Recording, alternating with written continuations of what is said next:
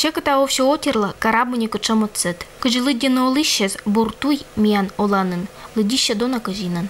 Надо было на недельки 3 пораньше, здесь бы вы увидели то ли озеро, то ли болото, не проезжие, не проходимые.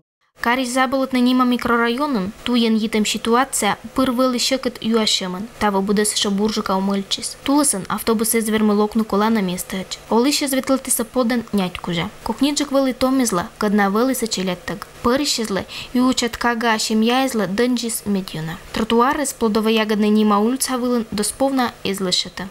А в грязь как с детьми-то ходить? Они ведь по колено, пока до туда доберешься, они по колено в грязи. Сегодня вот проходила, автобус как раз мимо меня прошел. Он как по матрасу едет, как по подушке, вот так вот. Транспортная проблема забылот на микрорайонын куч год. Кыч только погодя чика, орчен сыкот умыльче туй. Вы бы приехали утром, поснимали тут, какая дорога была, а не сейчас, когда выровняли. Тут едешь, а тонет автобус, не может ехать, еле едет. Тава гожем нас юралищез, лишета не джемлявна шогман проблема. План нез, керно туй лиш ремонт виль величан гонт пондетчемеч. Ежели сит шогмас, отир понда лишетам туй луас медбор кажинен.